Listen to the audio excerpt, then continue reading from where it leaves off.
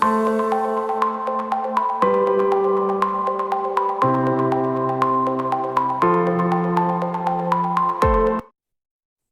alaikum wa rahmatullahi wa barakatuh.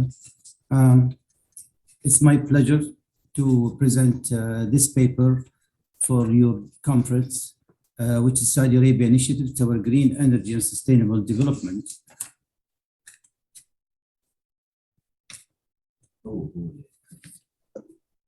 Okay, next, please. Yeah, coming through here. Next, please.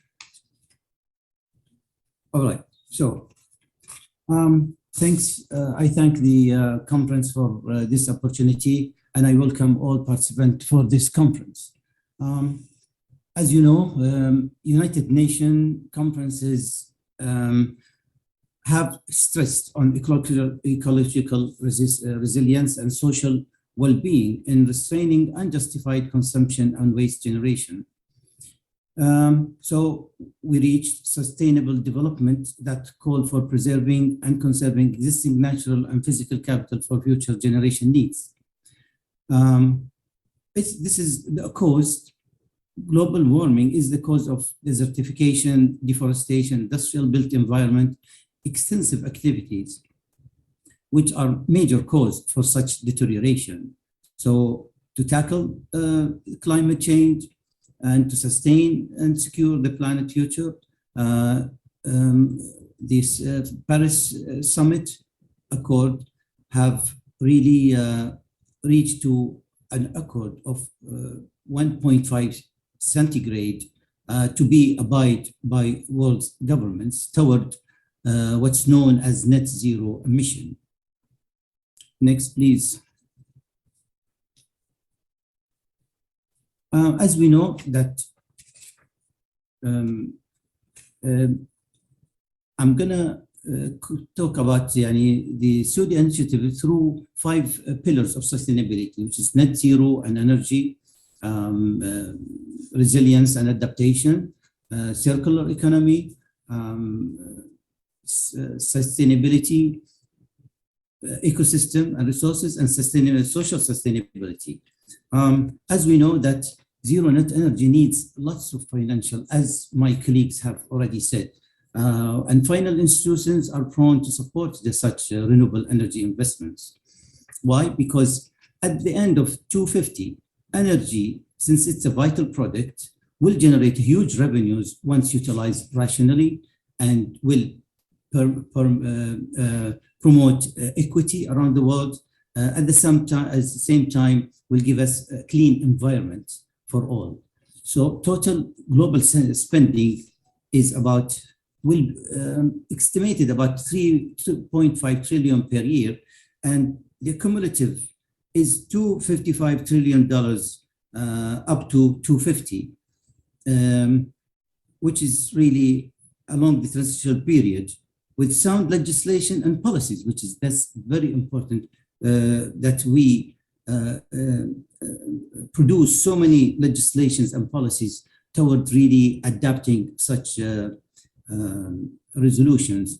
So in this way, public-private partnership then should focus on decarbonization processes by adapting renewable energy solutions, because carbon really has 2 effects on the world. One, it is through pollution, and the other one is through waste. So clean energy requires structural shifts in infrastructure within each sector. No sectors will be spared. This is a whole transformation for whole society. So proliferation of zero emissions products and mode of transportation, such as electric vehicles, should really substitute the use of carbohydrates by time. Saudi Arabia is a promoter of peace and security worldwide. His Royal Highness Prince Mohammed bin Salman has initiated Saudi Vision 2030, and as Jeffrey have before 2 presentations have said, that Saudi Arabia have reached 28% in a road of sustainability or spending much money toward this. So it is an affiliated member of Paris Accord and realize this. Please send.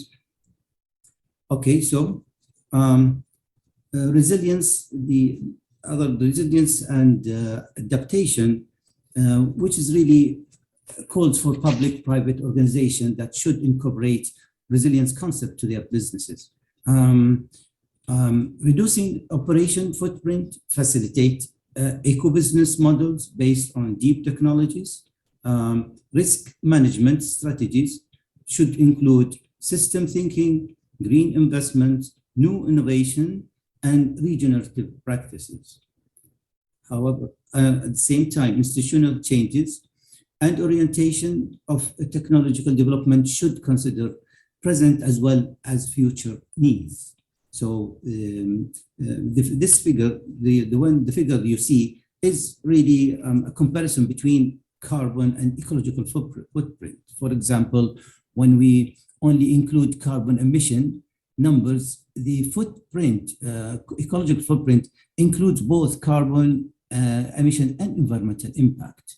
We have not just pollution, we have the biodiversity that has been deteriorated all over the world. And because of such magnitude of intensive industrialization and built environment deforestation, for example. Let's go. Okay, so once in an environmental course in United Arab Emirates, an island was inhabited. The officials wanted to inhibit rabbits in this island. And however, by years, they found that the green vegetation in that island has been diminishing. Why? Because rabbits kept, reproducing. So the logic solution and the natural solution is to bring wolves to this island so that it can balance this. So this example, I'm bringing this example because even though, because we are consuming, the planet is consuming 1.5 more than what lands or natural resources can generate. And this is where we have the main problem of such climate change. So, however, eliminating hydrocarbon use would take longer time than what had expected until efficient technologies and renewable could reign. So Saudi Arabia, state-owned oil company Aramco, is committed and thus investing in technology to capture carbon from industrial units. Some people in the world, they say that such hydrocarbons companies are mass destructive, which is really, against, the rationality of this world. We cannot, omit all of a sudden hydrocarbons from use in the world, But however, this Saudi Arabia is really, and its joint companies are really strictly following this decarbonization process. So, linear economy, if we look at the figure on the right, we've seen how the world have changed from linear economy to recycling economy, then to circular economy, because circular economy means putting physical materials into use and reuse by generating a circular and sustainable cycle.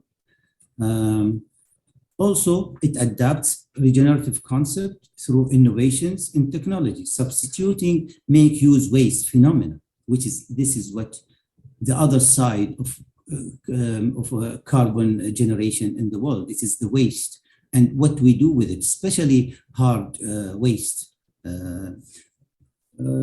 Therefore, circular economy is a significant factor in reorganization of our global value chains. Through this effort, cities started around the world to experience various circular economies concept in recycling plastic waste, especially the hard one of it. As an example, Riyadh city redirects 90% of its solid waste generated away from landfills. Next, please.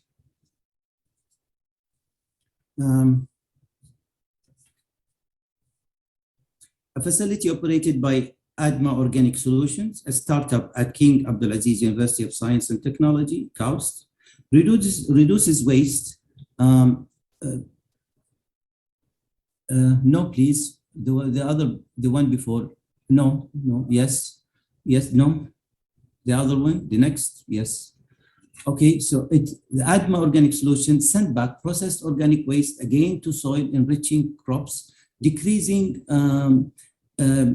greenhouse emissions from landfill waste by 90%. And this is really an achievement by a Saudi startup with the help of a very well-known research center like KAUST.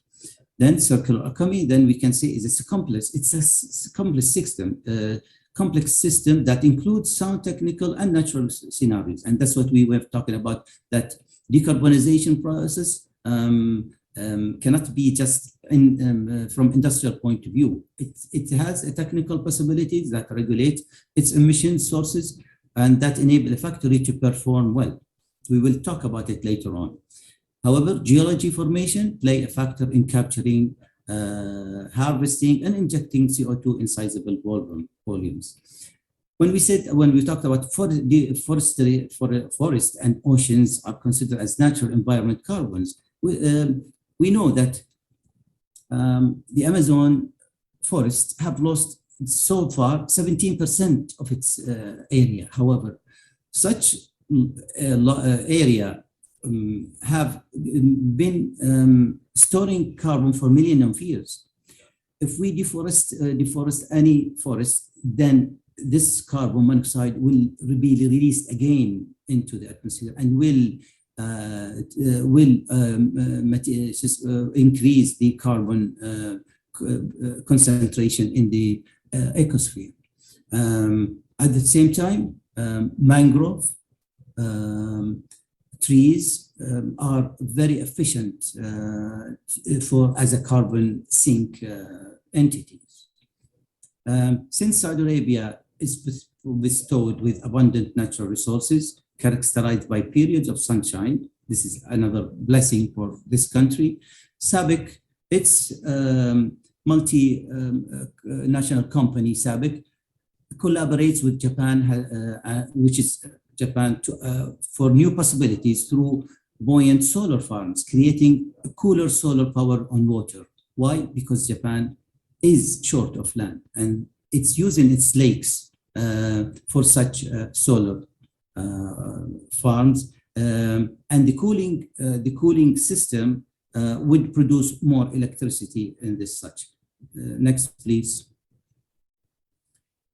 Okay, so renewable winds and solar energy resources cannot compete to clean up hard to abate sectors like cement factories, fertilization factories. So therefore, technological solutions such as green hydrogen is essential leap toward 2030, which is really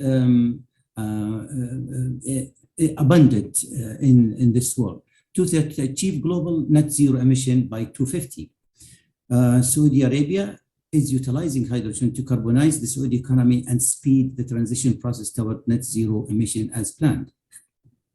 The initiative of His Royal Highness Prince Mohammed bin Salman have created NEOM, Greater NEOM, which is worth of 500 billion riyal, and it is economic base beside the Lion City, which both of them are energized by green energy based on renewable resources producing hydrogen. So Saudi Arabia have already started. It is the largest producing oil in the world. However, it is the first and among the first countries that are competing to reach net zero emissions by 2050. Um, its power arm is the Public Investment Fund. And we know this is presided by His Royal Highness Mohammed bin Salman, the architect of the structural transformation of Saudi Arabia. He is keen to grow assets, unlock sectors, build partnerships, localize knowledge, and at the same time, next please.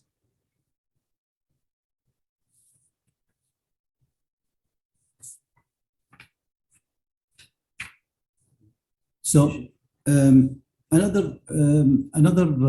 furthermore, retrofitting from the built environment point of view, Saudi Arabia retrofitting the country toward new regeneration processes efficiently by substituting the 20th century values and concept, which is really, this is the built environment, really a percentage of CO2 is really over maybe 28%. So we have to do something about our built environment, where all the such industrial and agriculture, construction and manufacturing activities occur. However, so such concepts like driving, could substitute it by more constructive 21st century concepts like moving, and planning, we could substitute it with shaping. Zoning, we can then go to performance instead of zoning. Horizontal expansion is three-dimensional expansion. Then expansion, we can go to retrofit, environment to ecology, authoritarian to collective, city making to city shaping, and extractive to zero waste respectively.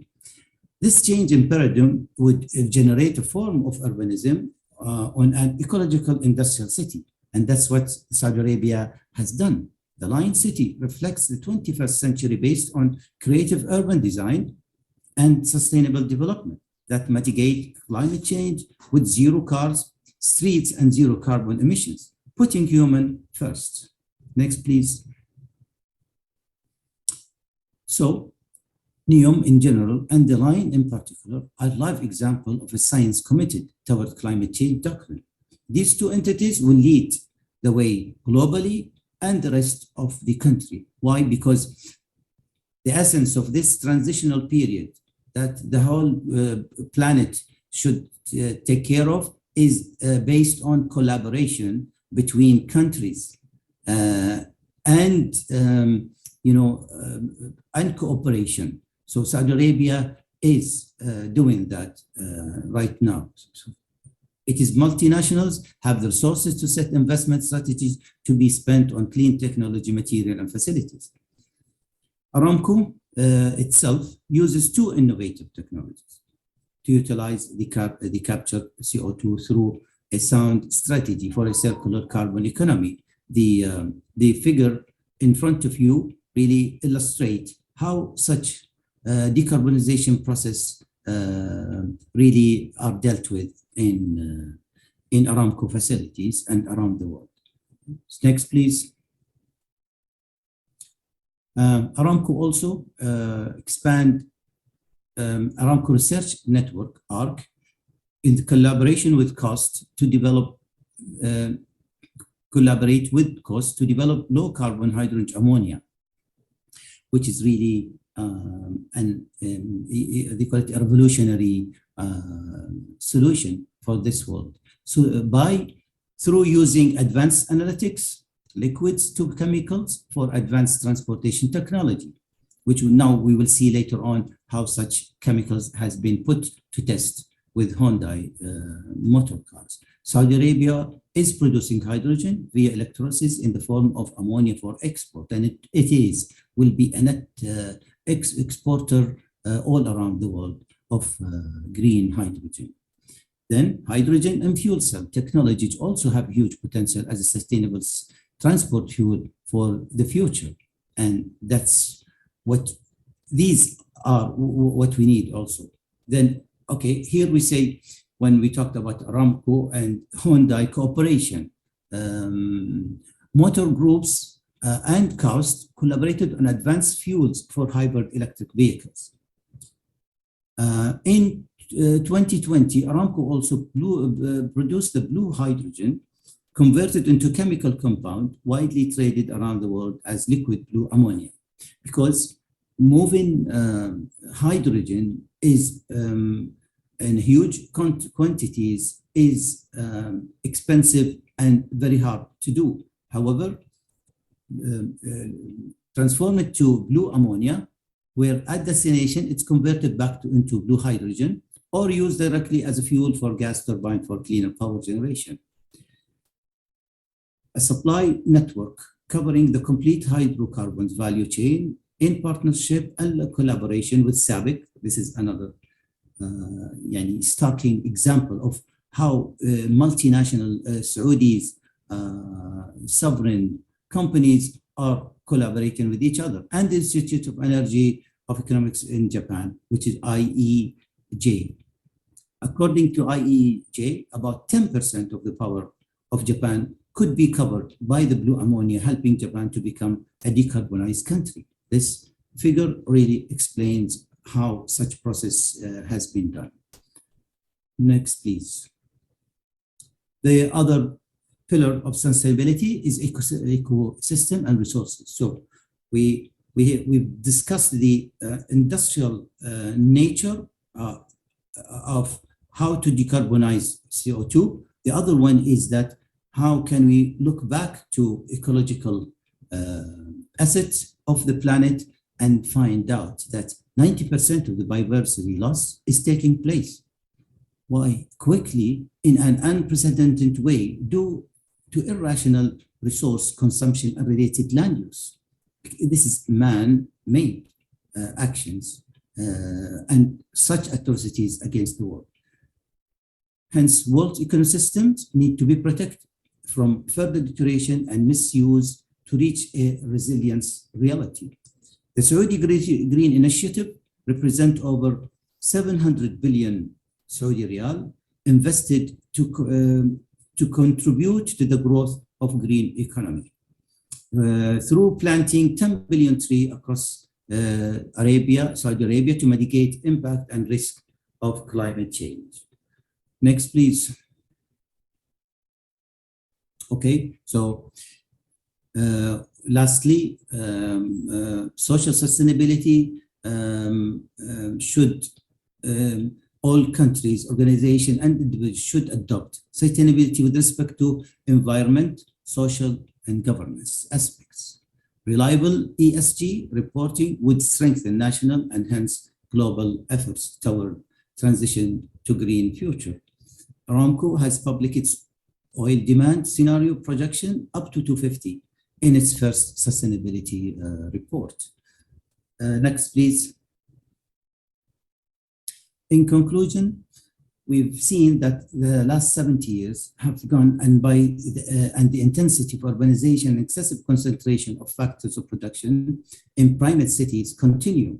And this conventional economic or GDP process has not got us anywhere. In fact, it is increased and deteriorated the ecosphere through such intensive activity that produce too much CO2, thus creating severe adverse effects on climate, ecosystem, biodiversity, threatening the planet populations.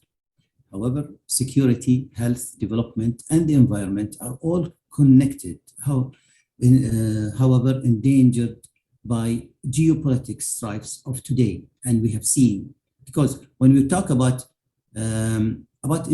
interruptions during this transition, it is through this. It is through political strife, through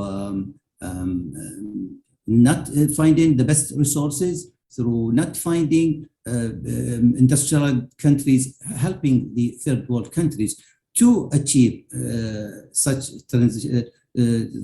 net zero emission through this transitional period. So fatal interruptions affecting global action in adapting and mitigating climate change is a lost opportunity. So we will, should be a very sincere commitment if we are very sincere about reaching this 250 targets. As long as human needs kept lower than the Earth's carrying capacity, then ecological resilience and social well-being are secured. And this is what we should really advocate for. Sustainability goals have to be clear, efficient, and suitable to decision makers in order to spare a climate breakdown. Because we're going to a climate breakdown unless we act now. Technological solutions such as green hydrogen is essential leap toward 2030 to achieve global net zero emissions by 2050. 21st century concepts and alternatives would generate a new form of urbanism or an ecological infrastructure city. The consequences of high ecological footprint would result in deforestation, soil erosion, biodiversity loss, increased pollution, increased waste, and greenhouse effects. Then government and municipalities all around the world should act and give high priority to wastewater and chemical pollution treatment.